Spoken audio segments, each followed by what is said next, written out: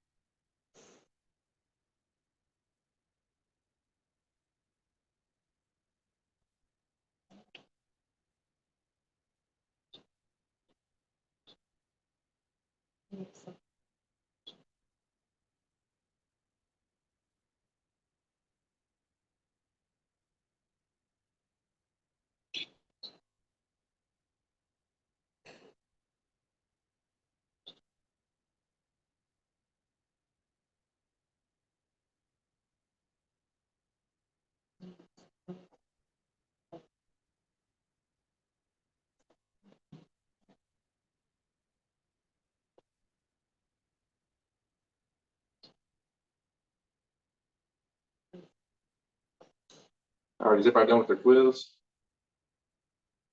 Got one idea. I think got one. Are we done, or y'all need a little bit more time?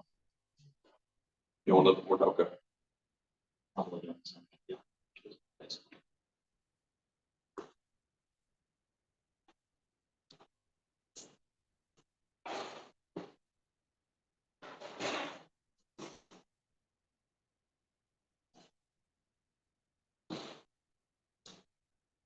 I think the class setup on this is better. Yeah.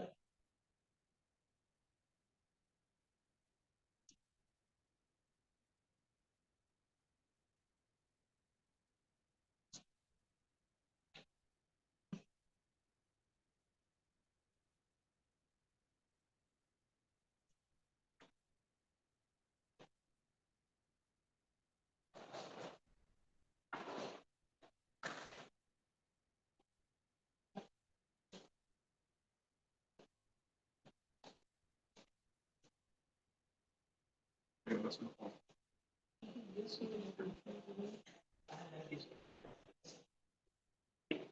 That's right. That's right. That's right. That's right. That's the root.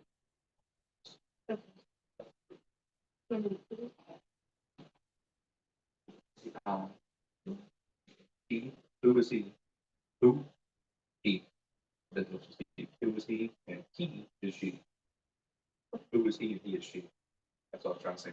Yeah, two. That would be like if these stuff.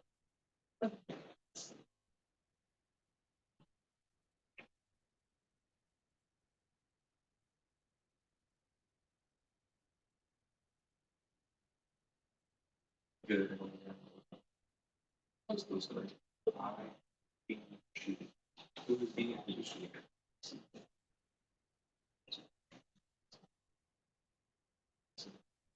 Okay.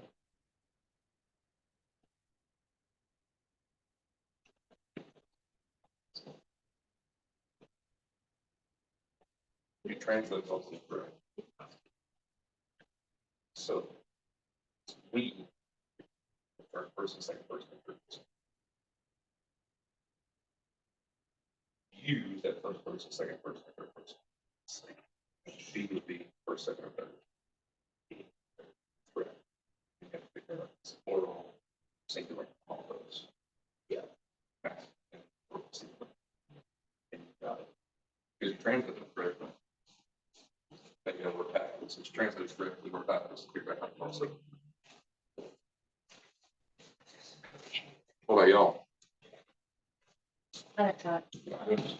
Sort of try to sound something out.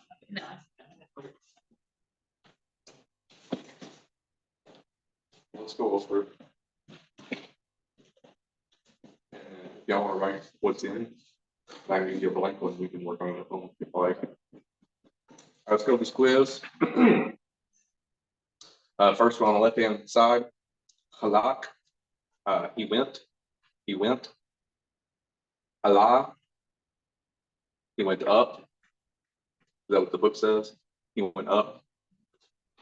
Al. is to or unto.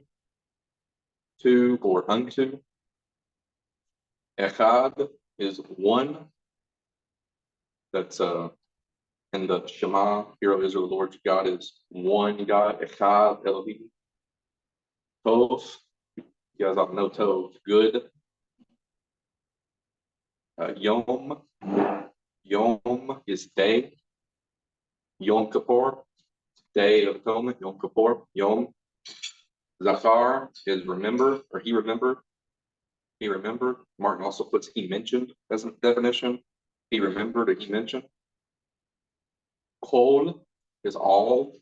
That one's honestly not that hard because it sounds like all, but you're putting it's very similar to English all, except it's cold.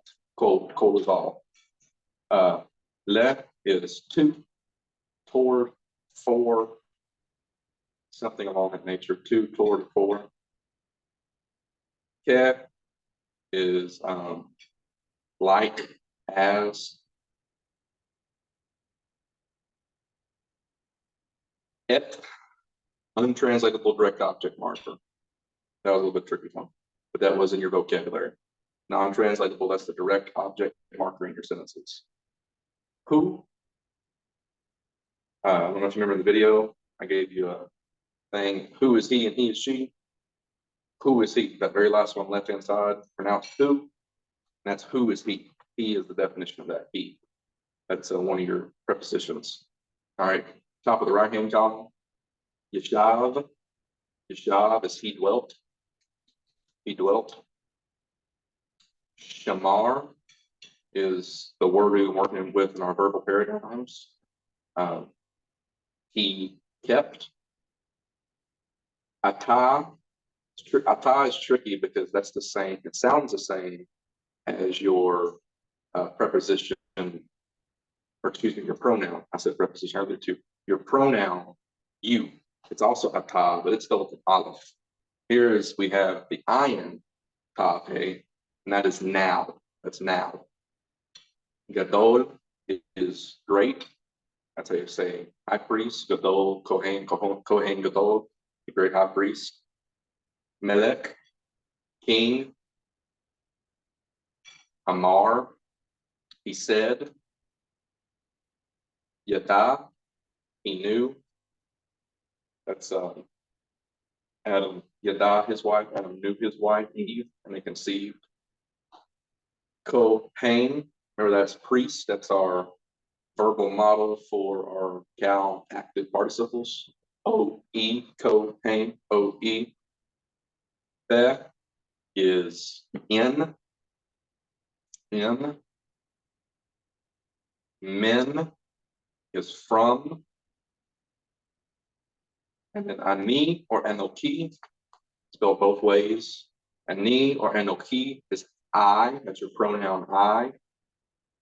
And he, that's the way you pronounce that last one in the right-hand column. He, and the definition of that is she. So if you look at your left-hand column, your right-hand column, those two bottom ones, who is he and he is she. And then at the bottom, Shemarti. Shemarti is a cal, perfect, first common singular from the root shamar. Shemarti, cal, perfect, first common singular from the root shamar. You just do Q, PF, 2MP from shamar. That's a quick way to write that. Q, PF, 2MP from shamar. Excuse me, 2Q, PF, 1CP. I was looking at the example. The second one, Shamar Nu, is a cal, perfect. First common plural from the root Shamar, and that means we kept. We kept. The first one's I kept. I forgot to say that. I kept. I kept, we kept, cal, perfect. First common plural from the root Shamar. Q, PF, 1CP, Shamar. Third one down is Shamar 10. That is a cal, perfect. That is a second feminine plural. The root Shamar, she or you keep, you get. Let me double check that. Make sure I'm not wrong. Second guess on myself on that one. Yes, Cal, perfect, second feminine plural from the root, Shamar, you kept. How you translate that, you kept. Final one, Shemariah, she kept. She kept, that's a Cal, perfect, second feminine singular from the root Shamar.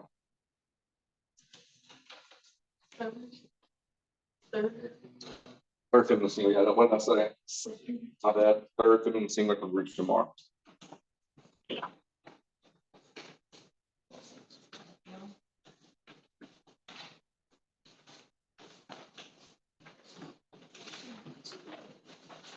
You see right there.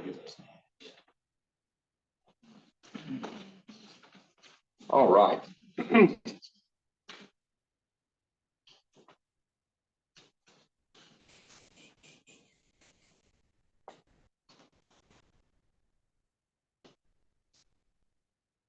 Any questions from chapter 4 we need to go over? Any questions at all from chapter 4, the YouTube video? Anything that's not clear, anything you'd like to look at?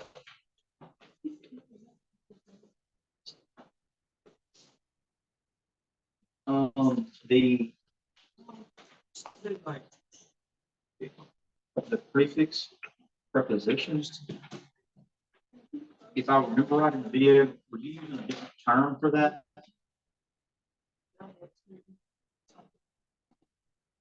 That's on page 54.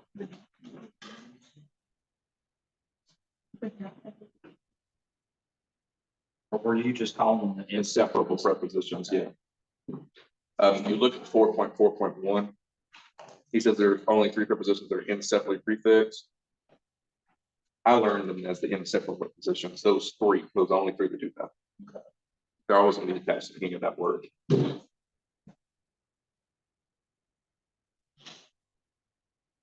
Any other questions? Let me go over any of that. Did anybody get a chance to do work on your homework? Those sentences on page 56? Did you guys get a chance to do those? It'll really, really help if you guys can work on those sentences, because that's when everything's like, that's when all these pieces that were thrown at you are going to be like, oh, that's how that works. Right. I think that's the big connecting point. I would still suggest to still do those, try to do those this week. The ones on 56 for sure, the rest of them, man, whatever. The ones on 56, I would. And as I said, if you get stuck on a word, back of your book, starting at page 258, you've got all the words that are going to be used in this book listed out for you. So if you get stuck on a word, flip back down, you usually can find that word. Any other questions from chapter 4? We're good? We're good to go to chapter 5? All right.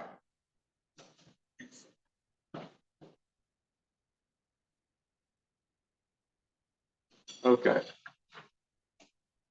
This chapter, we're going to cover the imperfect form of the verb, negation of the finite verb, to tie the relationship to the noun, the imperative state of the verb.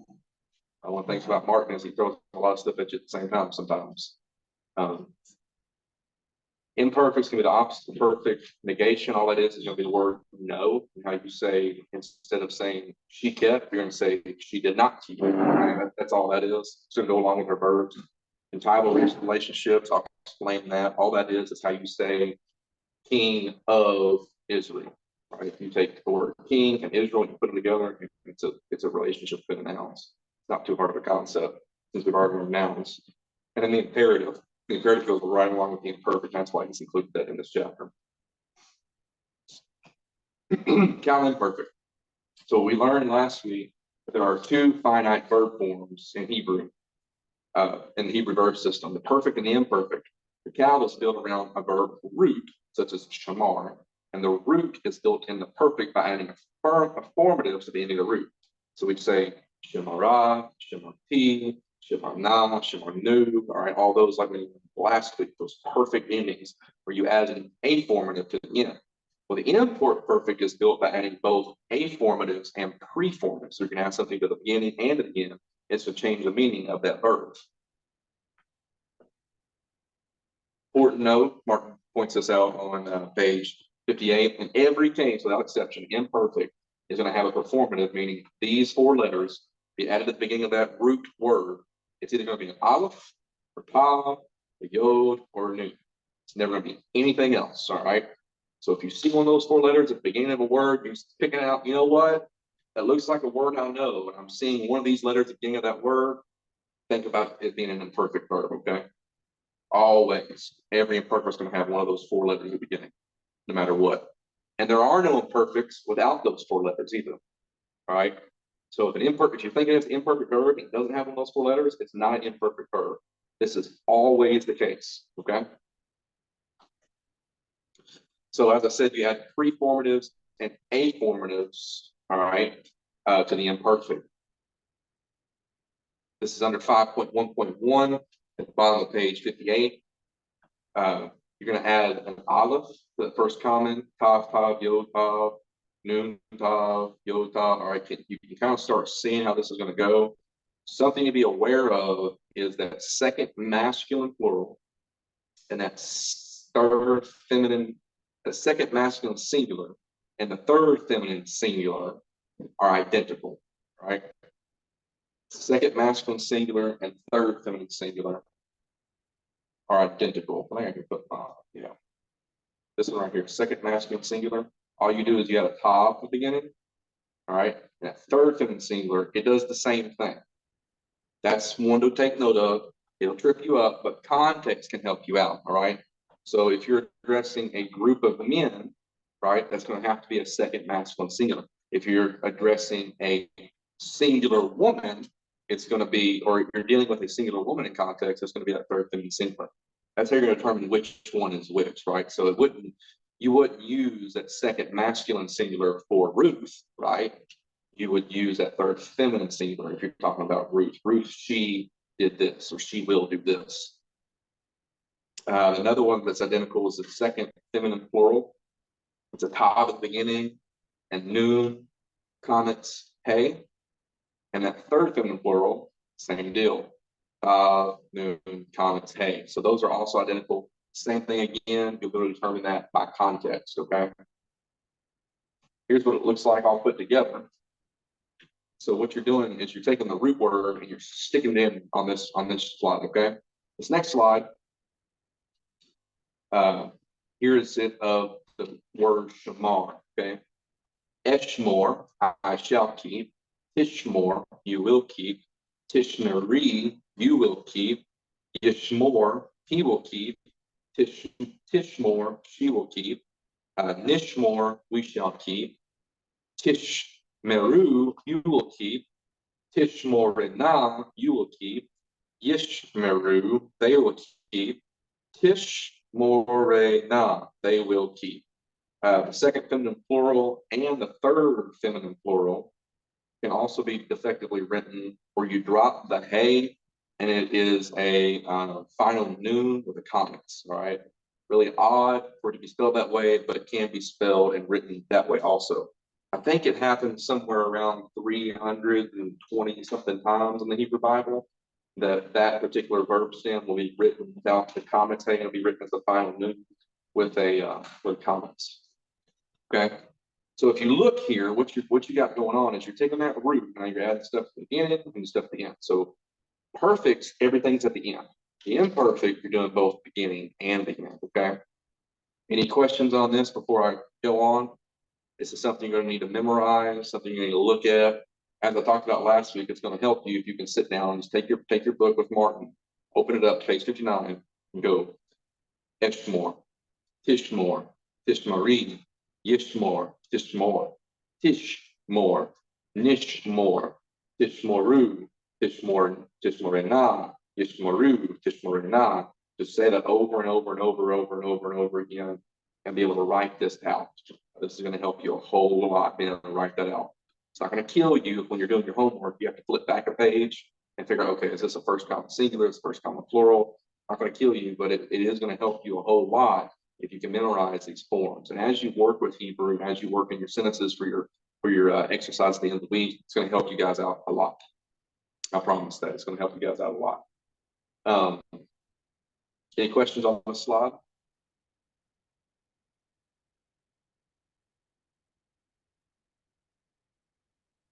Okay. You look like you're about to say something. No, I was double checking. All right. I wish that top part would go away. I have this.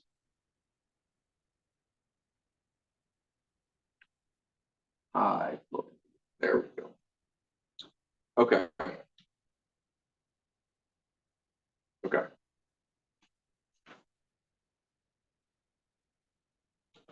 Callan perfect. This is the way I learned it with katal, which means to kill. And as I was telling you with the shamar, tikto, tikto, tikto, tiktali, tikto, tiktalu, tiktona, tiktolu, tiktona, nikto. I memorized that because it's tikto, tikto, tikto. If you want to memorize this one, you can take a screenshot of that if you're watching online, or you can take your phone out and take a picture of that. I think that one flows a little better. Tikto, tikto, tikto, tiktali, ekto. I like the way that one goes rather than the shamar. But the cool thing about the imperfect, like the perfect, it's going to work this way with most all of your verbs, all of your strong verbs. The other reason I brought this, so this column right here, sufformative, this column right here, preformative. Martin calls this an afformative. Okay, so this thing you add at the end of the word, and the preform is what you add at the beginning of the word. Your preformative here, third masculine singular, yikto, yikto. Okay. You're adding a preformative, yohirik. All right, that's going to be across the board for that third masculine singular and perfect. Third feminine singular, if your preformative is a tav hirik, and actually he's got it in red over here in the center column. He's got what you're adding to each of the roots right here in the center column. It's a very helpful little slide. The parsing of the imperfect verb involves identification of the verbal stem, conjugation, person, gender, number, lexical form, just like we did in the perfect, all right? So we're looking at this one over here on the left. Yishmau, that's Shema, which means to hear. Yishmau, the cow, imperfect, third masculine plural for the root Shema. Yeah, that's actually a misspelling on the slide. He put Shamar, that's not correct. If he meant that to be Shamar or whatever, it's still the same spelling, except that I am out of being erased. That's actually a misspelling on the slide. That's straight from Zondervan too. Yemelok, cow, imperfect, third masculine singular from the root malak, which means to reign. Right? Remember how we learned melek is king? Well, malak is the verbal of that root because everything got a root, right? You have melek, which is king. Well, malak is to reign as it. So, I mean, parsing is going to be the same way we did with the perfect, except instead of saying cow perfect, we're saying cow imperfect. Okay. Let's look at these diagnostics. So one thing you're always going to find in an imperfect verb is a hirik under the performative. All right here. Hirik under the performative. You're always going to find that in a cow imperfect. All forms use that except the first common singular. It has an aleph and a segol. That's the only one that's not going to use a hirik. Every other one, if you go back, look here, every one of these has a hirik underneath that performative letter, except it's first common singular. That's the only one that's the exception. But if you see an aleph, remember our rule a minute ago, there's only 4 letters, nun, yod, tav, and aleph, right? If you see an aleph attached to the beginning of a word, and you're recognizing that root, but there's an aleph there throwing you off, it's going to be a cow, imperfect, first common singular, all right? But there's always going to be a hirik performative vowel except in the first common singular. And there's all forms except where it's reduced down to a vocal schwa, which is in some of those plural forms. Most of the time you're going to have a holum in what is called the stem vowel, right? So this is a stem, right? That is a holum right there in stem vowel. If you go back to Shamor. Holum, reduced to vocal schwa, holum, vocal schwa, holum, vocal schwa, holum. So that middle letter in your stem, your root, it's either going to be a holum or vocal schwa. more times than not, it's a whole, unless it's been reduced down to vocal schwa because you added stuff at the end. That's another way to recognize it. I've already mentioned those two identical sets. Third person plural is inflected for gender. It's different than the perfect. I already mentioned this too. It can be spelled differently. He's spelling it differently. They to the sixth says. He's saying it can also be spelled as second, third masculine plural, and the second masculine plural. Second masculine plural, third masculine plural can also be spelled with a noon at the end. So your Tishmaru, you will keep, second masculine plural, that can have a noon at the end, and same thing with the Tishmaru, excuse me, Yishmaru, which is your third masculine plural, it can also have a noon at the end. That happens a little bit in Hebrew, it'll happen more in Greek, that they're going to add something to the end. This is called a noon. That is, it's a pronunciation thing, right? It's kind of like how we have a and an. It's something that helps it flow together, right? If you use English, you wouldn't say a apple because it sounds weird in English for some reason. You say an apple. You'd say a dog, but you would have to say and something else that starts with a vowel. Eagle. An eagle. There you go. Good job. It's kind of similar to that, but that's something else to be kind of aware of if you see that. But here we go. If we come across this, let me write this one out on the board. If we come across this one here, we'll be able to figure it out, even though it does have that funny noon at the end.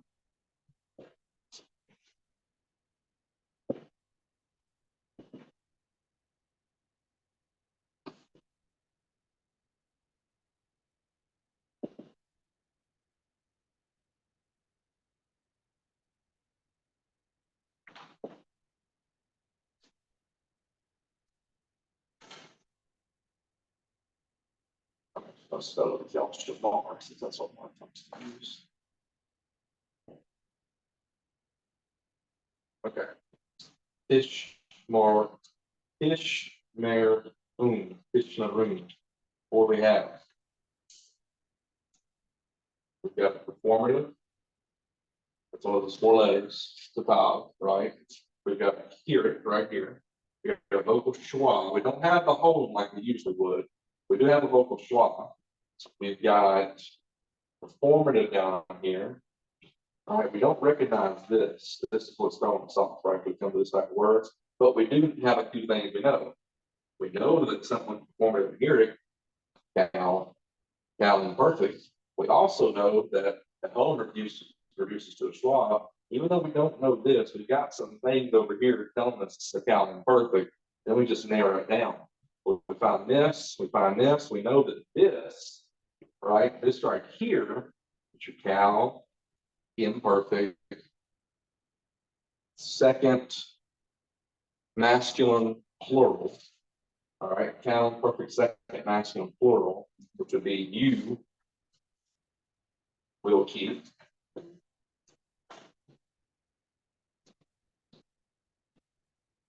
That helps us determine that this is one of the things that wants to make it sound softer. Same thing with, we talked about on that previous slide, how the second feminine plural will be spelled, you drop that hey and you keep the noon in the comments, okay?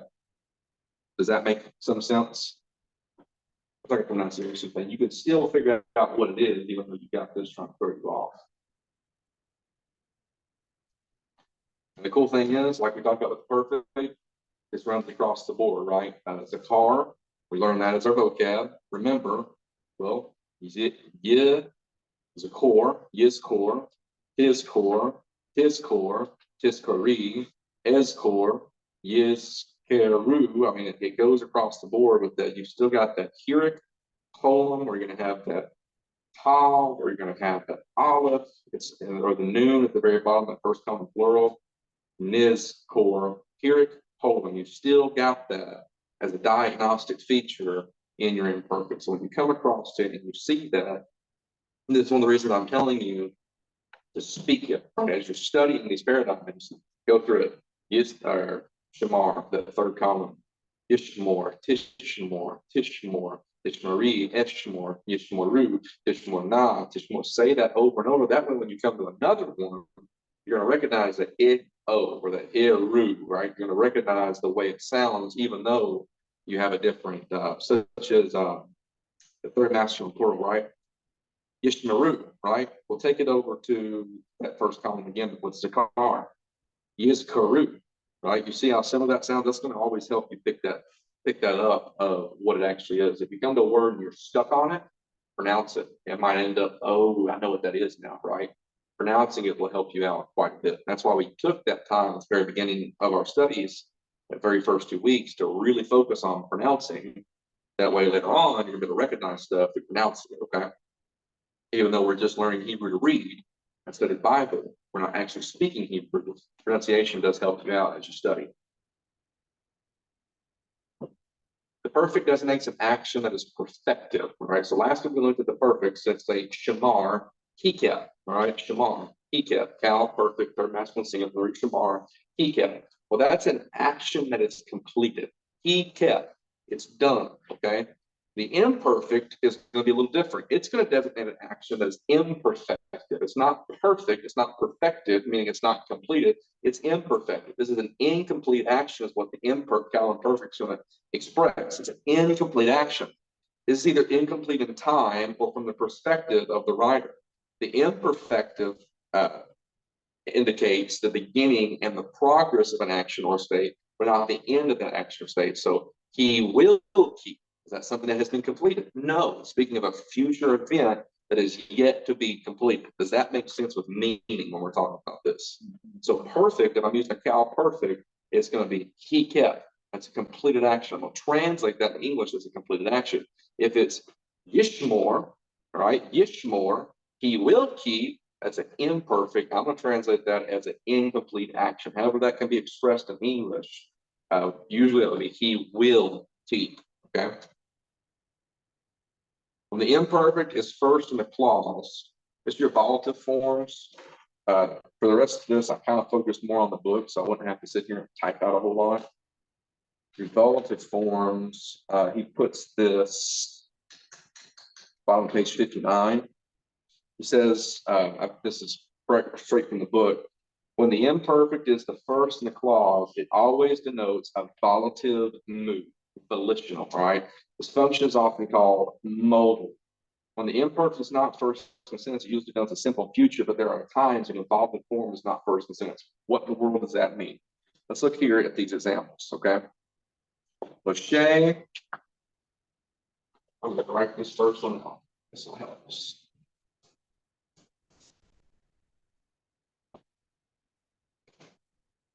All right, Moshe.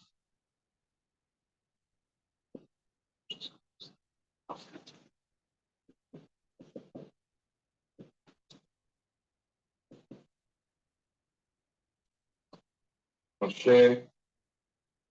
Missed the letter.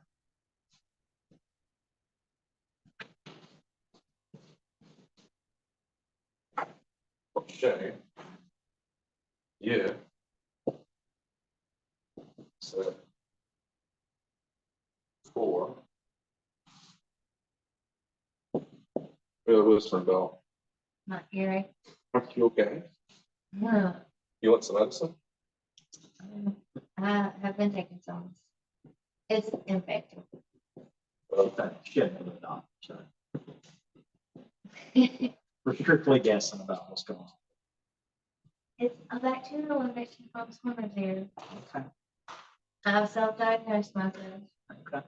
Seems likely this one. All right, Moshe. Yes, yeah, Zakor. Let's parse this. We know Zakar, right? That's key, remember. All right, let's parse this. What is this? Go back and flip back to where we're on page 59. Look at the top of page 59. With our diagnostic features, what we have. We got to hear it. We got a yod. We have anything here at the end of the group? Nope. We got a hole right up here. All right, so what is this? Cal, imperfect, third masculine singular from Zakar, all right? So Moshe, Moses, how would we translate this? And the definition says he remembered, right? That's the perfect, he remembered. What would the imperfect definition of this be? He will remember.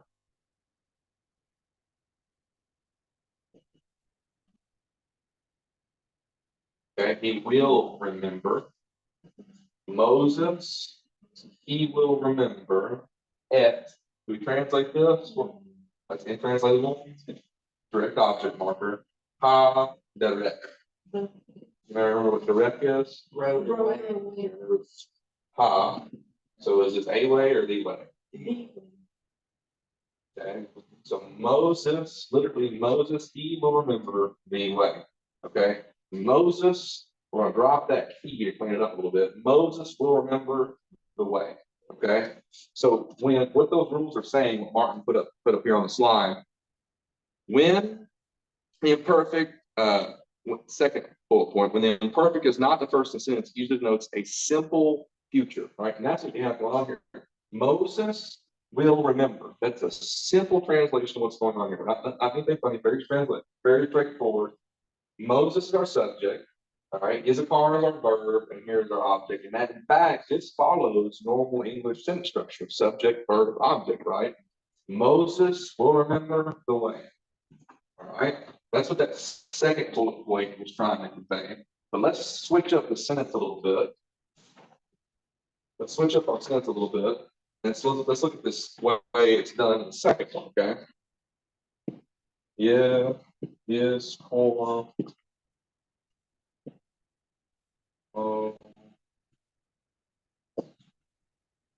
Is for Moshe.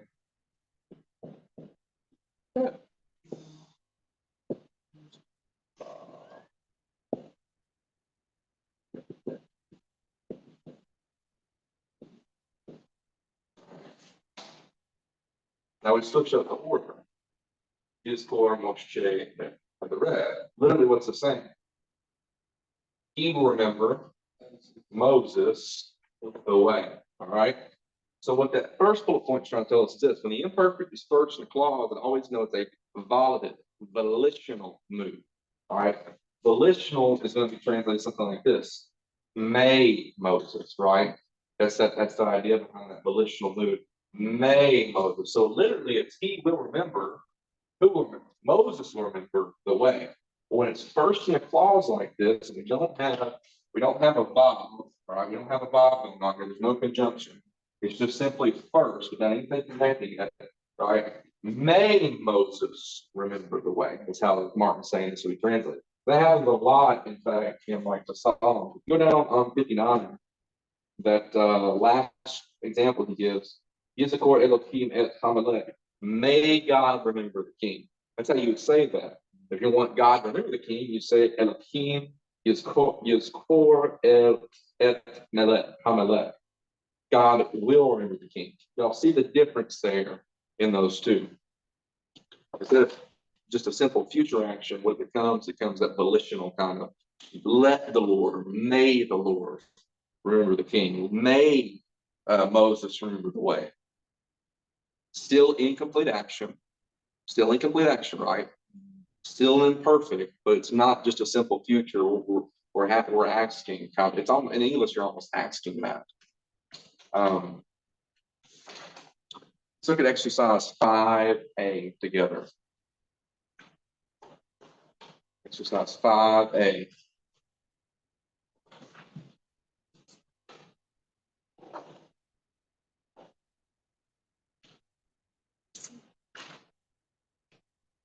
All right, this is what I want to do. Is anybody gonna be mad at me if I push everybody a little bit? Becca says yes, she'll be very mad. All right, Aiden, I want you to do your best to do number 1. Talia, I want you to do your best to do number 2. Trey, do your best to do number 3. And Rebecca, do your best to do number 4. Okay. Use the back of your book and look up words, and use 59 to look up the forms of the imperfect. Talia, on number 2, notice where that imperfect verb is. At the beginning of the sentence, that's gonna be a volitional kind, it's gonna be a may something happen, okay? Um.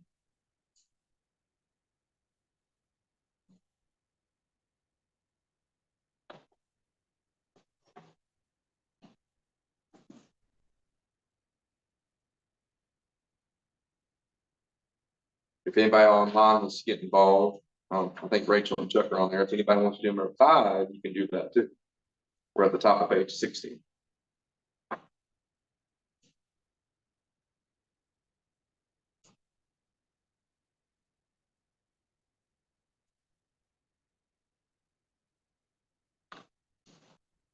Grade number 3, that first word, you got that first word? Uh, It's a defective spelling of a ka. It's a pin. It's you. Okay. That's how you translate that first word. That one's a little tricky.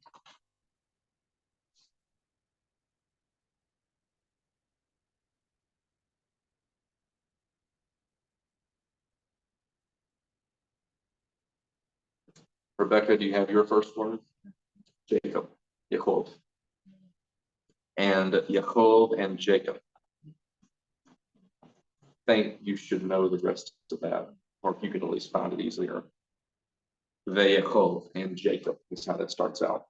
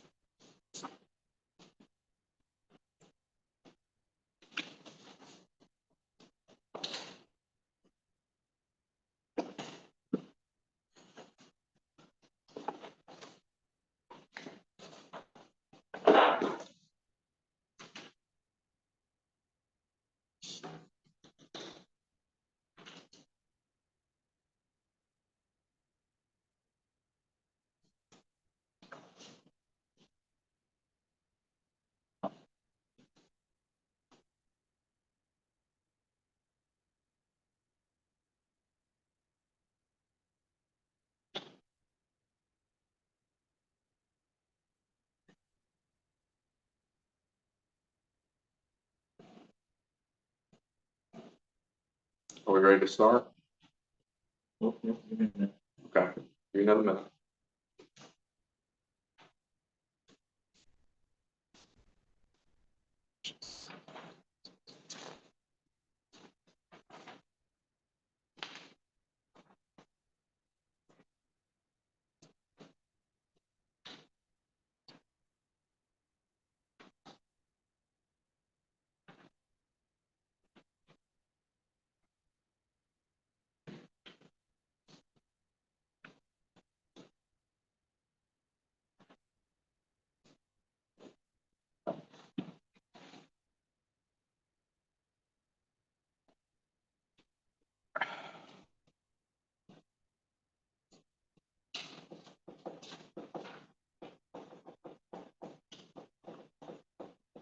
Which word you said on the train?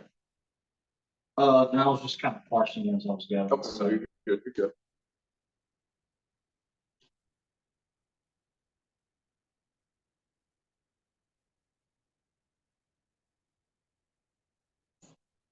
Talia sent structures like that second one that we looked at, the Yizakar Moshe at Hadarek. It's kind of the way you're thinking. So it's going to be a may something. A, and yours is a little tricky because your subject is implied in the verb at the end. Did you catch that? What's the subject of yours? We. Correct. Rebecca's number 4, your sentence structure is going to be like that very first example on page 59. Moshe, Yizakar, et Hadarek. In fact, it's the exact same sentence structure, the exact same parsing, except for the different root. You've also got the direct, it's subject, verb, direct object. Trays is subject, verb, direct object also.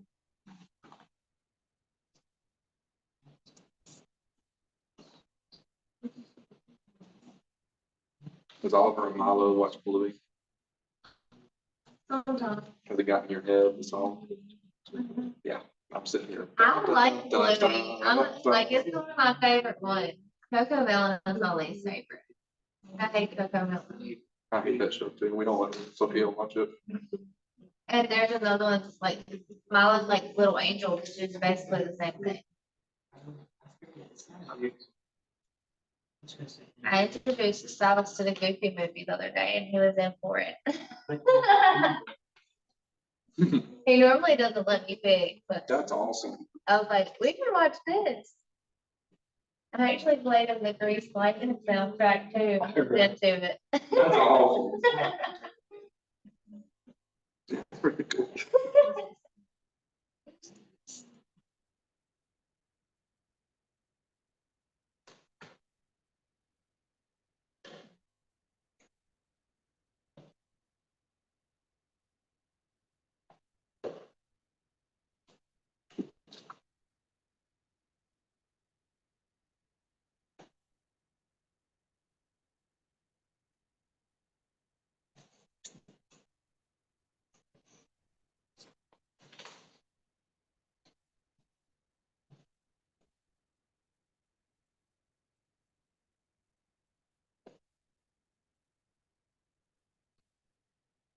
We're ready now. Yeah, I'm gonna go through with that last part. I've kind of got it broken down, I think, but I don't know if like. What's the root? Well, that's what I'm trying to figure out. So the root is the Beit Lamed Alt. Well, Which one are you doing? three. So that's a. That's a main. Main. Yeah. Main. Yeah. I was like, what are you? Yeah. Main Lamech, which is Melech. And you have a comment, hey on, yeah. Go back to your noun paradigm. Melech, Melechah. It goes from king to queen, because you have feminine influence. So that was the queen is what that is. Definite article, Melech, feminine singular, ending the queen. All right, Aiden, what you got for that first sentence, bud? I said, and we will remember the good day. Yep. Yep, that's exactly right.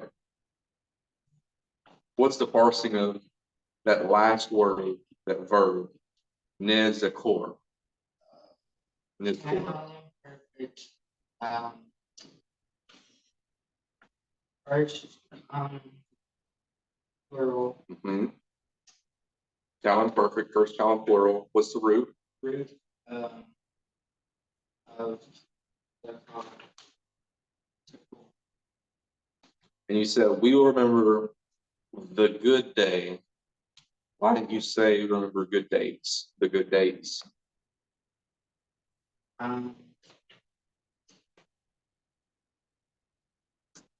days isn't plural. Why didn't you say days? Why did you say we remember a good day? Because I didn't see a plural ending for days. Or total, right? You got singular. Same thing. I was just trying to aggravate you. You're good. All right, Talia. What did you get for your translation number 2, ma'am? May the mother remembers the daughter. Yep. May the mother remember the daughter. You could also say, let the mother remember the daughter. That's also. Do you feel comfortable parsing that first word?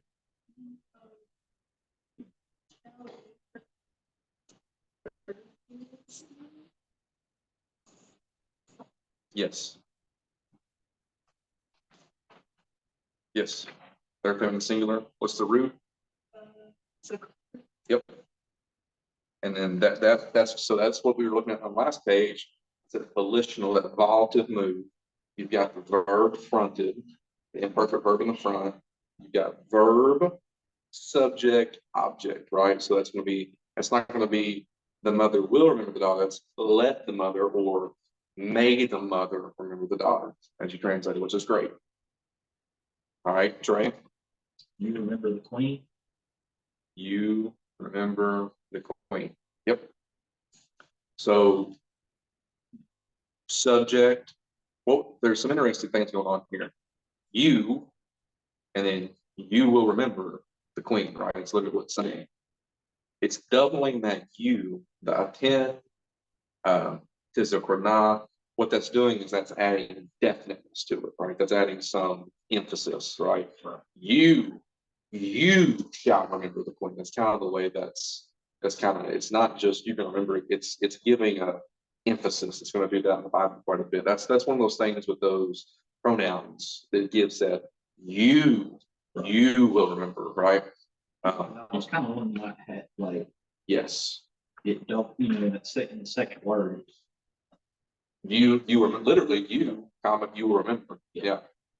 Yeah. So what that does, that's a Hebrew way of adding some emphasis to what you're saying. Like, I will do this. The Lord does that quite a bit. He's using direct speech. He'll say, I'm a key, and he'll say, I'll do this, right? He'll use that first common singular in his verb also. Do you feel comfortable parsing that verb? Yes. But so what is it's probably second feminine.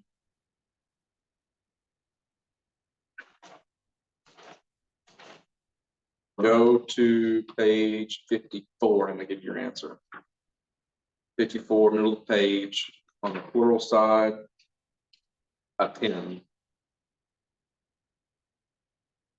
So that's a second feminine plural you. You see that? Yeah. That's what I, So that's going to mean that your verb, it's not going to be the third feminine plural. right. It's going to be the second feminine plural. I have it right down as second feminine plural. Right. You did a good job. But you can know that by knowing what that pronoun is. For certain. So it's a cow, imperfect, second feminine plural, and what's the root?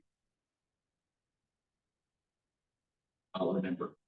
Zakar. So Remember, that's right. And we already talked about queens. Okay, Miss Rebecca. You don't know what you're doing. All right, we have va.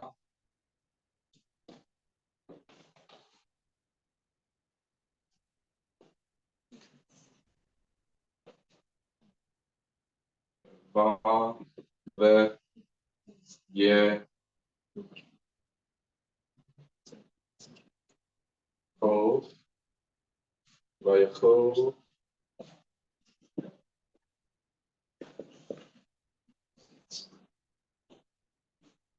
vayecho yishmor, et, va, et,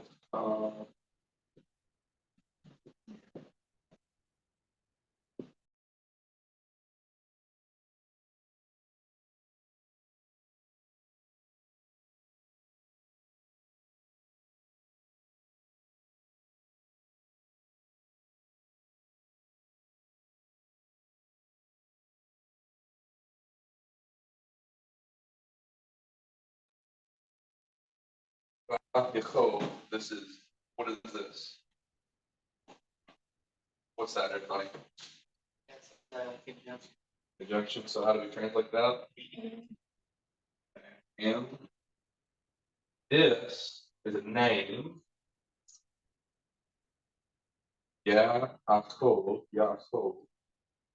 Jacob. Yaakov. We don't have a J in Hebrew. Everything is J in the English Bible is actually a Y. Yaakov. Yahweh, Yaakov, Yeshua, or Joshua, everything like that. Yehoshaphat, Yerushalayim, everything is J. What is this? And Jacob, what? You have a yod, you have a period, unformative, you have a colon, you don't have any informative.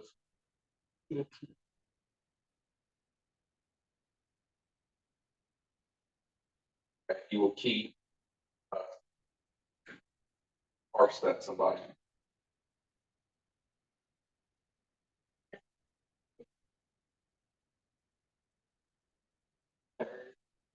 Third person.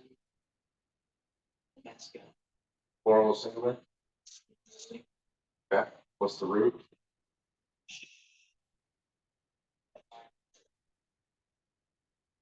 Shamar. All right, so and Jacob, he will keep, what's this? Don't pronounce it. You pronounce it, but don't translate it. Don't translate. Direct object marker. Ka the law. Why'd you say the word? Because it's definite, that's right. That makes it definite, it's not a word, it's the word. And Jacob, literally, and Yaakov, he will keep at direct object, the word. And Jacob will keep the word. All right. You'll see how that breaks down. And Jacob will keep the word. Let's go on to the next slide. Bottom of page 60, this is the negation of these finite verbs, which is the perfect and the imperfect. The negative particle in Hebrew is lo, lo, lamed, cholam, aleph, lo. It's used to negate the perfect and the imperfect. The negative particle lo always going to precede the verb is going to negate. If you look at your examples in page 60 of 5.2, Baha Hashim Halaku El Ha-Bayit. And the men, they went to the house. Well, what if I want to say they did not go to the house, right? We'll look at that second example. The lo and no, or and they did not, and not they went, the men to the house. The men did not go, and the men did not go to the house is how you translate that. Same thing with that third example. Melech, Yeshav, Al, Ha, Kiseh, a king sat on the throne. Kiseh is throne. A king he sat on the throne. Well, how would you say he did not sit? We're going to put that lo in front of that cow perfect or masculine singular. Yeshav did not, negation, did not sit a king on the throne. A king did not sit on the throne. Does that make sense? Just add that word lo to your vocabulary. See if he's already added to the vocabulary. He did not. Add that lo to your vocabulary on page 65 because that's a word you need to know. Lamed, Cholam, Aleph. Whenever you see that, what that's going to do is that's going to negate that perfect, that imperfect verb in that clause. I think that's pretty straightforward. Anybody have any questions on that? No questions? Okay. I would learn that word though. It'll throw you off when you come to it. All right. This is what Mark calls gentival relationships. There are no case endings in Hebrew, unlike in Greek. So in Greek, if you want to distinguish between the subject, the object, or something that's relational, or word of address, or all those, you're going to add what's called a case ending to the end of that word. Isus becomes Isu.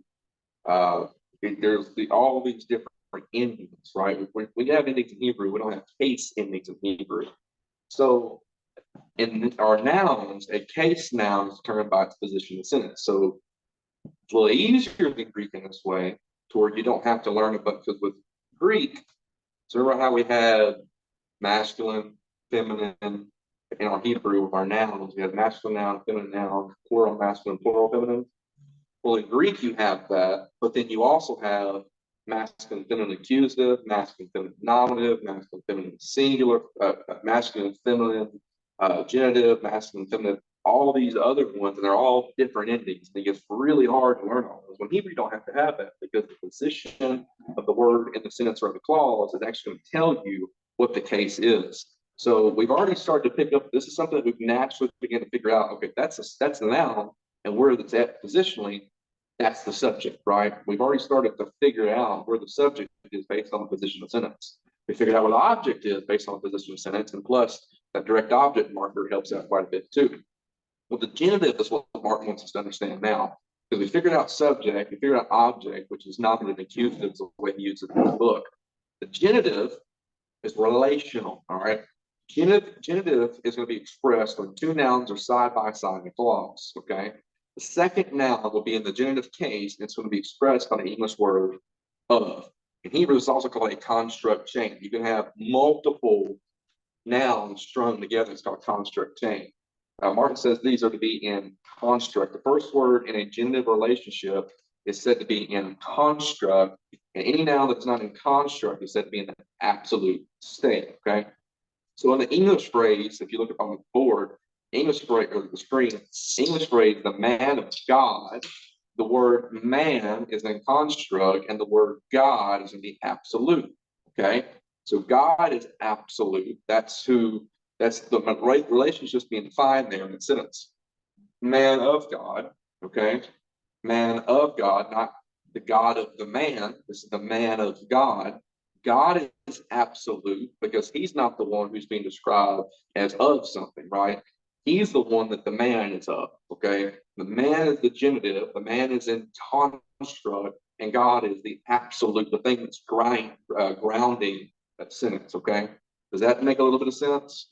You probably never thought of it that way because we're taught prepositional phrases in English classes, and we're going to put in parentheses when we're doing prepositional phrase work in our English class, put of God in a phrase. Well, Hebrew is a little bit different. God's going to be what grounds that clause, and man of is what's in construct, and God is that absolute state. Sometimes the form of a noun is going to change when it's in the construct state. For example, melakim, kings, right? Masculine, plural, ending, period, main, from melech. It's going to look like meleki when it's in construct next to two nouns, showing that it's kings, plural, of, kings of. Martin gives us a long list of irregular forms on page 61. Now at the bottom, he shows us how this happens in 5.3.1.1. Melakim becomes meleki. Biet becomes biet. That actually has changed. The spelling changed a little bit. Son, we have the kaf added, changes the spelling a little bit. Evil. Usually your plural is going to drop the main against pronunciation thing. I like that noon pops in and out sometimes, or that hey that pops in and out sometimes. It is a pronunciation thing. Your spelling will change in some of your words if you go down to the very bottom of the page. Isha becomes Eshet. Av becomes Avi. Ach becomes Achi. Achim becomes Ake. Ake. All right, so that name is going to drop off in the plural form and the spelling will change. It gets a little confusing sometimes trying to figure out exactly what is being said. But those spelling changes is something to keep in mind. For an example. So if you look, top of page 61, okay? Har Adama, okay? A mountain, literally a mountain, earth, okay? In sentence, what we have here is two nouns side by side. And we wouldn't say a mountain, a earth, we would say a mountain of earth, okay? Same thing with Melech ha-aretz. We would not say a king, the land. It's in construct state. The first word, Melech, is in construct. Ha-aretz is in the absolute state, and it's definite. So because that second word is definite, makes the whole chain definite. Melech ha-eretz, the king of the land. Okay, because it just doesn't make sense if you don't combine that. When that second word is definite, it makes the whole thing definite. Same thing with that example on the bottom. Em ha-melech, literally a mother, the queen, right? In a sentence, we would say the mother of the queen, because that second word is a construct. Is that making a little bit of sense? A little bit. The main thing to focus on is when you can identify two nouns side by side. All right. If the second one's definite, the first one's definite, because that first one, definite article is never attached to the construct form. That first one's never going to be definite. All right. That's how you define, determine definiteness in a construct state. First one's never, you would not find a construct chain for that first example. Ha-har, ha-adamah. It would not say the mountain of the land. It would have the definiteness only in that absolute noun, that second noun appearing. You would not have definiteness on both of those nouns in the construct chain. If you go to page 62, Martin has some more rules for definite in the construct chain. Definite's always determined by the genitive or that absolute state. Always determined by the genitive or what we also call the absolute state. You look here at the example under 5.3.2 on page 62. Ben Adam, son of man. That's how you say son of man. There is no word for of. It's an implied thing with the construct. Son of man, Ben Adam. Or if you go to that second example, Ben Ha-Adam, the son of the man. Why? Because that second one, the absolute state, is definite. Because it's the absolute state, it makes everything definite. Okay, it's the genitive absolute state. Gonna make everything definite. Ben is not going to have that definite article. Also, with proper nouns, proper nouns are definite by nature. Okay, you don't have to have a definite article on a proper noun. You're only going to see that rarely. That's why I put usually, because there's sometimes when Elohim takes a definite article, such as in Genesis chapter 6. Ben Yaakov, the son of Jacob. Why is it the son of Jacob? Well, it's because we have a proper name, and it's that absolute state. When say a son of Jacob, it'd be the son of Jacob. Ben le Yaakov. All right. That's how you would say a son of Jacob. Notice what's going on here. We have Ben, son. We have a McCafe connecting those two in the construct chain. Our construct noun is son, Ben.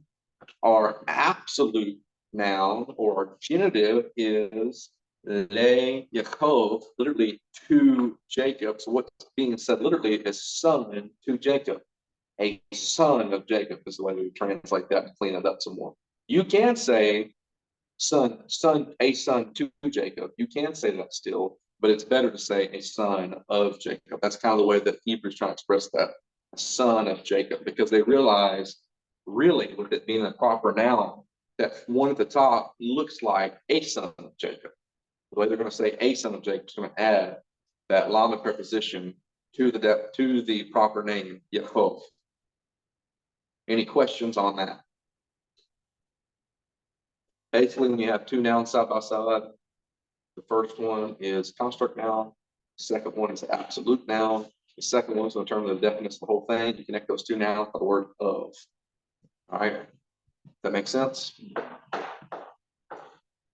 little easier to determine a genitive in Greek. Some people say, I think it's easier in Hebrew because it's two nouns side by side. It's going to be this, of, that. That's all over the place in the Hebrew Bible. I mean, all over the place. Martin then breaks down for us the functions of the construct noun. To me, is a little advanced for where everybody's at reading this book. You don't understand possessive, subjective, objective, partitive, adverbial, genitives, or genitive of specification, genitive of limitation, all these grammatical terms for the use of the genitive. We don't do those in Greek I didn't learn any of that in Greek until Greek 3, and I'm learning that in Hebrew until my third or fourth semester of Hebrew. So I'm gonna run through these really quick, but this is nothing to memorize, okay? There's just different ways it can be used. A possessive genitive, so like Bani Yaakov, sons of Jacob. That's showing possession, who those sons are. That's really the main use of the genitive, in my opinion, is that possessive type of thing. Biet Hamelech, that number B, letter B under 5.3.3.1. Biet Hamelech, the house of the king. Whose house is it? Well, it's the king's house. That they're showing that possession using that construct genitive. Yad, Yahweh, the hand of Yahweh, the hand of the Lord. Hakemat, Shalosh, Shelomo, Hakamat Shlomo, Hakamat Shlomo. That word threw me off for a second. The wisdom of Solomon. Okay, so it's Solomon's possessing wisdom, and it's a characteristic kind of possession. It's a characteristic of that proper name, Solomon. A subjective genitive, Yeshua, Elohim, the salvation of God, okay? Achata, Nashim, the love of woman, all right? Women, and Mark notes over on the right, in that first example, God is the subject, he's the one who saves, right? The genitive is the subject action applied by the construct. I'm not gonna go over any more of these. You guys can look at these on your own. Like I said, this is like a little bit more advanced, I think, what everybody wants to handle with genitives right now. What you can look at these for is interpretive options when you're coming to construct nouns, because it's not always as simple as son of man, right? It's a little bit more going on there sometimes.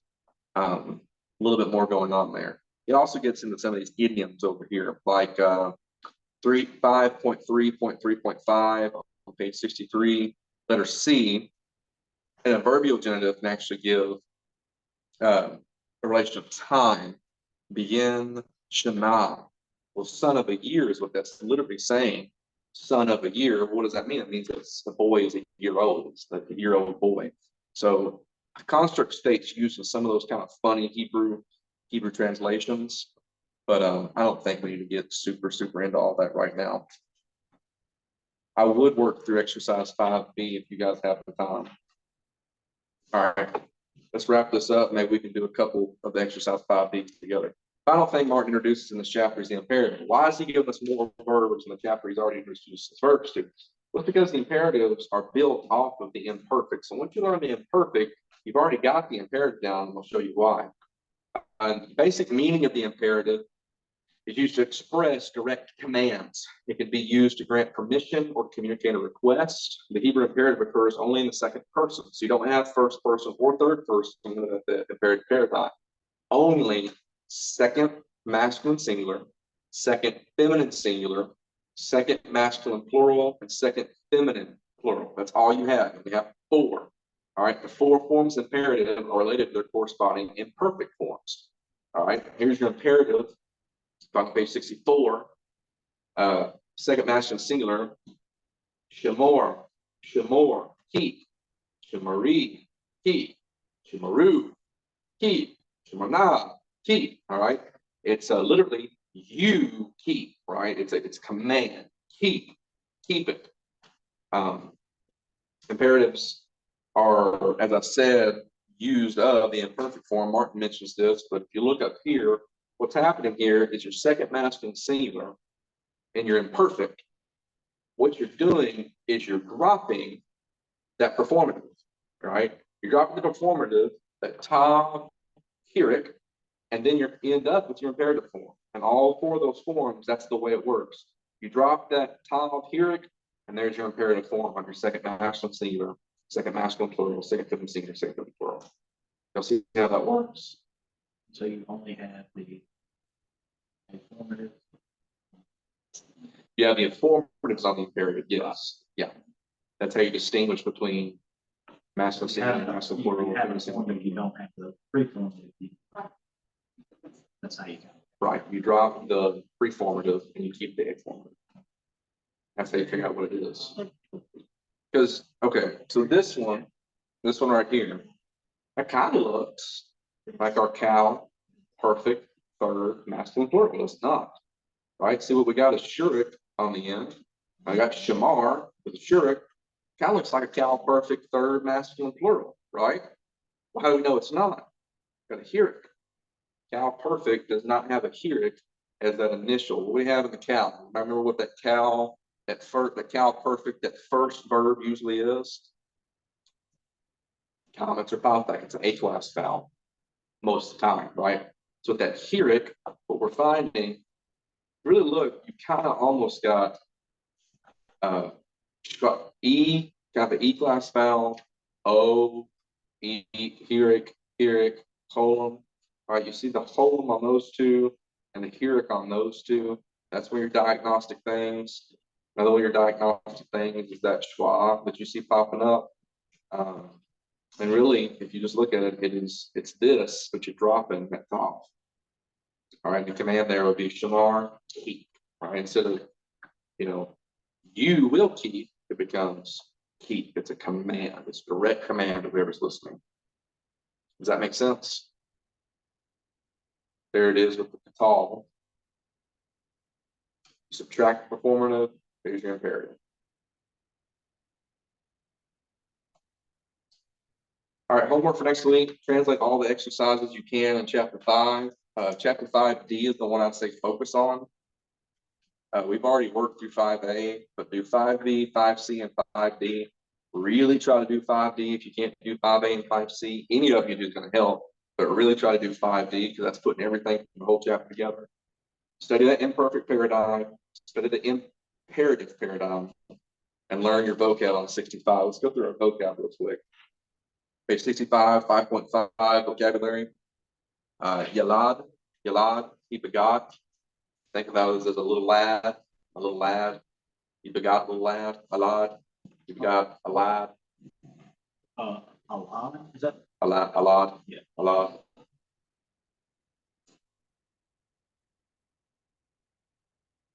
Was yalad. I'm sorry, yalad. Because you have the yod, my bad. Yeah. Yalad. Pronounced, you begot a lad, right? That's the way I remember that, little lad, yalad.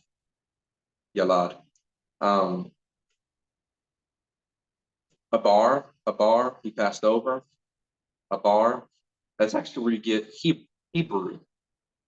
Ebarim. Ebarim. The ones who pass over, right? That's actually where that term Hebrew comes from, is that verb right there, a bar. Why? Because they're the ones that passed over the Jordan and land of Canaan.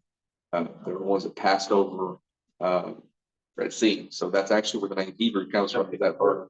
I'm gonna write that down. That's going to help you remember that there too. Yes, ma'am. So does the addition of the Dagesh Lane harden it or soften it? Makes it a hard B, so it would be a bar then. All right. So a bar. Hebrew literally means what? The ones who pass over. Evarim. Or Evrit. Like the Hebrites or something like that. The one who passes over would be literally what it means. So that's where they get that name from, because even Abraham crossed the Jordan, right? And his son did the same thing. Like Jordan gets crossed several times. Joseph crosses, like Joseph splits Joseph. Joshua splits the Jordan, right? After they split the Red Sea to do that. That's kind of the idea. They cross over. Right. And Jordan is one of those key places for that. That's just one of those things I'll probably put in. That'll help you. It'll be like, but it'll be like a random fact that I can spew out. There you go. At some point. Ahmad, he stood. Where I remember that one. You got mad and you stood up. Ahmad. I'm Ahmad. I'm gonna stand up. Right. That's the way I remember that one. Ahmad. Get mad, you're gonna stand up. All right. Khatav. He wrote. All right. I don't have a memory device for that one. That's he wrote. He wrote. Malak, he reigned. That's from your root Malek, right? Mem Lamed Kaf. That's going to be the verbal form of that. Malak.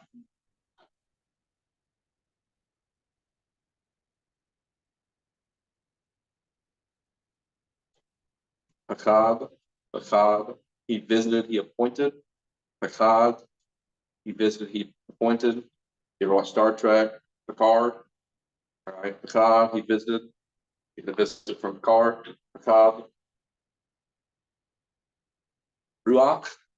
Now, Pentecostals all know that word. Spirit, Ruach. Notice you have that patha at the end, all right? That's called furtive patha. And what that is that het, that guttural, that het is demanding about, right? It doesn't like just being down there by itself. The ruach has the shurik, right? But that het, because it's a guttural, and what you got going on in this word, you've got a resh. Now, is a resh a guttural? Semi-guttural. It's going to act like a guttural. Good job, Rebecca. It wants a vowel, so it's going to take that shurik on that het at the end. That het's mad. It's like I got to have something because it's got that harsh pronunciation. So ruach, and so you're going to add that ah before you give that ruach. It's one of the only words we're going to pronounce the vowel before the consonant. R-U-A-C-H is the way you pronounce that. Not ru-ka, it's ru-ak. Okay? Really weird one. It's a irregular, it's feminine, I think, 80-90% of the time in the Hebrew Bible. In the Book of Kings, it's used a couple times, masculine. It's got that weird thing with the head, weird word, but used all over the place. Ruach. Torah. Torah means law or instruction. That's what the first 5 books of the Bible is called, law. Torah is from the word yara, that's the root, yara, and yara means to teach, okay? And so when you're looking at the first 5 books of the Bible as Torah, they are teaching, okay? So it's not poetry in Genesis chapter 1, it's teaching, right? Everything in the entire book of Genesis, Exodus, Numbers, Leviticus, Deuteronomy, all of it is teaching. 1 Corinthians chapter 10 backs this up, and Paul says all this was for our instruction. Everything in those first 5 books is considered teaching. First 5 books of the Bible, the Torah, is what the Jews hold in most high esteem, the books of Moses, because it's their instruction for life and living, right? We approach the Bible, we think, okay, Leviticus is what that book is, and Deuteronomy probably, but the whole thing, every bit of it, all the stories in Genesis, everything in Exodus, all of it is for our instruction. 1 Corinthians 10 tells us that. So Torah, law, instruction. Okay. Ad, until. Ad, until. Pane, pane. It's also phene, phene, and lithne. Okay. That one word gets changed a little bit. It means face. Pane means face, but phene is going to be your construct form, as we talked about this week. Your construct form is phene, face of. That's the way it's used a lot, face of the Lord. Lithne is to the face, literally to face, but really it means, but the way that's going to be translated is before or in front of. Lithne Yahweh, before the Lord, right? That's used quite a bit too, lithne. Literally, it's to face, the face of, to the face of, but it's going to be translated before or in front of, right? When you're talking about being lithne Yahweh, before the Lord, what that's saying literally in Hebrew is before the face of the Lord, okay? In front of the face of the Lord. It's kind of that idea behind those words. Brings a little bit deeper meaning into it, right? That's one of the cool things about Hebrew. I mean, you get like already with this vocab list, we've gone like way deeper into some words. Like y'all understand Torah a lot more, before a lot deeper. What was the other word? Oh, avar, that one who crosses over. All of those. I mean, it gets so much deeper when you start studying these words. Key means because, when, that. Key. Ko, thus. Kol Amar Yahweh, thus says the Lord. Kol Amar Yahweh. You'll find that quite a bit in prophetic speech. Kol, thus saith the Lord.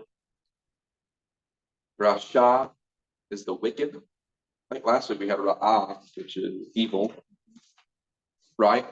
Okay, so Ra'ah last week. Now we have Rasha, the wicked, that's adjective. We have ma, what?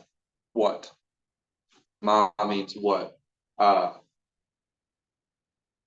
Ma'ata, ma'i, I think that's how it says. What's to you, what's to me? It says a lot in the Hebrew Bible when, like, what have I done to you? They'll say, ma'ata, what's to you? Literally, what to you and what to me. Ma'ata, li, it's actually ma'ata, li. Now, they use that lama preposition with the here yod.